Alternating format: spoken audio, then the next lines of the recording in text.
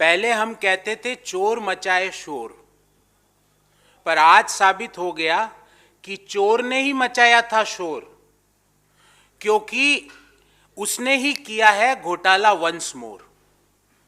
और बहुत महत्वपूर्ण तथ्यात्मक एक एक चीज का डाटा फैक्ट आपके सामने रखूंगा। एक कंपनी इटली की है जिसका नाम है ऑगस्टा वेस्टलैंड।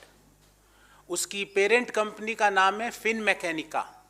अभी उन्होंने अपना नाम चेंज कर दिया है और नाम चेंज करने के कई लोग माहिर हैं, पर वो इटली के उनके दोस्तों को भी नाम चेंज करने की आदत पड़ गई है। उन्होंने नाम चेंज कर दिया लियोनार्डो स्पा।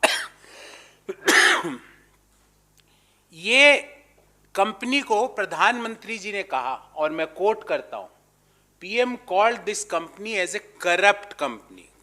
करप्ट का मतलब भ्रष्टाचारी कंपनी है। ये प्रधानमंत्री जी के शब्द है, हमारे नहीं, देश के प्रधानमंत्री जी के। देश के गृह मंत्री जी ने बोला ये कंपनी बोगस कंपनी है। Home minister Shri Amit Shah called this company as a bogus company. किसी और के नहीं, देश के गृह मंत्री के शब्द है। भूतपूर्व डिफेंस मिनिस्टर स्वर्गीय श्री मनोहर पर्रिकर जी ने कहा कि इस कंपनी ने भरपूर भ्रष्टाचार किया, ब्राइब्स दी और ब्राइब्स ली। और ये कोई आम जगह पर नहीं बोले, संसद में खड़े होके ये भूतपूर्व रक्षा मंत्री श्री मनोहर पर्रिकर जी का स्टेटमेंट है। हुआ क्या, ये इन सब कथनों के साथ ये एक साइड ऑफ स्टोरी है, दूसरी साइड ऑफ स्टोरी एक और चल रही है। 2014 में सत्ता में आते ही सबसे पहले तो जो हमने इस कंपनी को ब्लैकलिस्ट किया था, उस ब्लैकलिस्ट को हटाया, और अब इस कंपनी के ऊपर से प्रोक्योरमेंट बैन हटा दिया सरकार ने।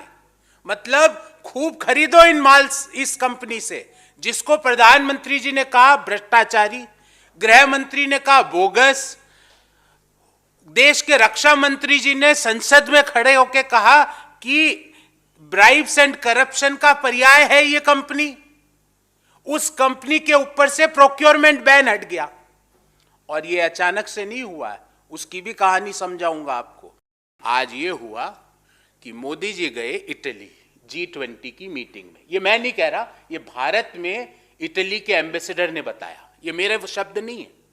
मोदी जी गए इटली, रोम, G20 मीटिंग में भाग लेने। वहां पे अपने काउंटर पार्ट से वो मिले। उस मीटिंग में इस कंपनी के बारे में डिस्कशन हुआ। ये मैं नहीं कह रहा, भारत में इटली के एम्बेसडर के कथन है। उस मीटिंग में देश के राष्ट्रीय सुरक्षा सलाहकार साहब भी मौजूद थे। उस मीटिंग में external affair minister Shri S Jaishankar साहब भी उपस्थित थे। और उस मीटिंग में और क्या हुआ, गुप्त मीटिंग में हमें नहीं पता, पर उस गुप्त मीटिंग से जो ही मोदी जी दिल्ली आए, इस कंपनी से प्रोक्योरमेंट बैन, मतलब खूब अब इनसे खरीदो। हमने तो कुछ कहा नहीं, हमने तो इस कंपनी को कैंसिल करके सीबीआई को केस दिया, हमने तो जांच करवाई, हमने तो 1620 करोड़ के एवज में इस कंपनी से 2954 करोड़ रुपया ले लिया गारंटी के तहत, और 3 हेलीकॉप्टर उनके रख के। क्योंकि हमने जो ही हमें पता चला कि ये कंपनी करप्ट एक्टिविटीज में लिप्त है, हमने ये किया। पर आपने क्या किया, आपने गुप्त मीटिंग करी, और गुप्त मीटिंग का रिजल्ट क्या आया देश में, हमने देखा कि procurement ban was lifted from Finmeccanica और ऑगस्टा वेस्टलैंड। इस बाबत हमारे 5 सवाल है। नंबर 1, क्या देश के प्रधानमंत्री जी ये बताएंगे कि वो सीक्रेट डील क्या हुई?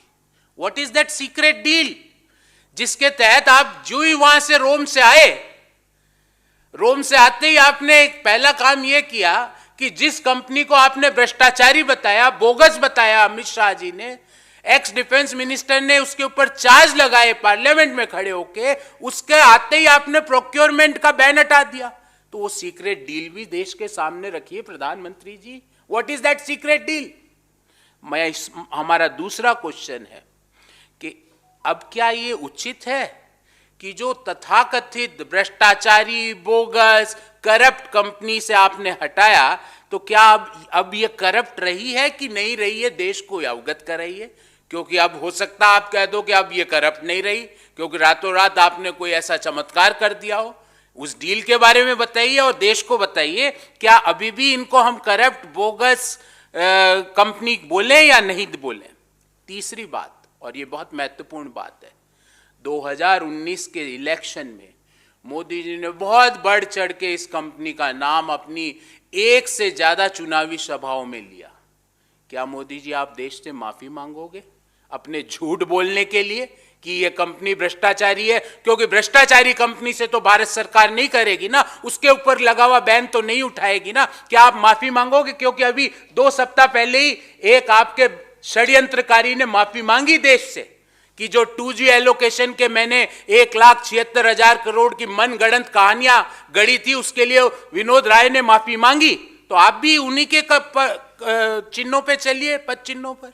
क्या आप माफी मांगेंगे कि आपने जो बोला 2019 के चुनाव में, वो सिर्फ एक चुनाव जीतने का हथकंडा था, सत्य से उसका कोई लेना देना नहीं था। चौथी बात, और ये महत्वपूर्ण बात है, कि जो इन्वेस्टिगेशन इस कंपनी के अगेंस्ट कांग्रेस ने इनिशिएट की थी, FIR सबसे पहले किसने फाइल की? कांग्रेस की सरकार ने 2014 के पूर्व। CBI को किसने इन्वॉल्व किया? कांग्रेस की सरकार ने। वो क्या अब इन्वेस्टिगेशन खत्म हो जाएगा मोदी जी? क्या इनको क्लीन चिट मिल गई है कि आपने इनके ऊपर लगा हुआ बैन हटा दिया? क्या ये इनको क्लीन चिट मिल गई है? क्या अब ये भ्रष्टाचारी नहीं रहे? क्या अब ये बोगस नहीं रहे? हमारी जांच एजेंसियों के साथ आप मजाक करते हो। जांच एजेंसियां जांच कर रही थी, आपने अब क्लीन चिट दे दी, तो क्या ये जांच एजेंसियों में जो केस चल रहे हैं वो कंटिन्यू करेंगे या वो भी बंद हो जाएंगे? और आखिरी बात, और ये आखिरी बात इसलिए महत्वपूर्ण है क्योंकि इससे भारत का जो एक्सचेकर है उस पर इंपैक्ट पड़ रहा है। आर्बिट्रेशन में भारत सरकार एक पार्टी है, इंटरनेशनल आर्बिट्रेशन का केस चल रहा है। क्योंकि क्यों पार्टी है? क्योंकि हमने, कांग्रेस की सरकार ने 1620 करोड़ रुपए इस कंपनी को दिए थे और 2954 करोड़ रुपया वापस ले लिया था बैंक गारंटी को रिवोक करके, 3 हेलीकॉप्टर्स को लेकर। तो क्या वो आर्बिट्रेशन में अब केस चलेंगे? क्या आपकी क्लीन चिट उस आर्बिट्रेशन को क्लीन चिट देना है? क्या ये एक्सचेकर्स जो हमारा जो खजाना है उसके विरोधाभास में नहीं है? ये हमारे 5 प्रश्न हैं।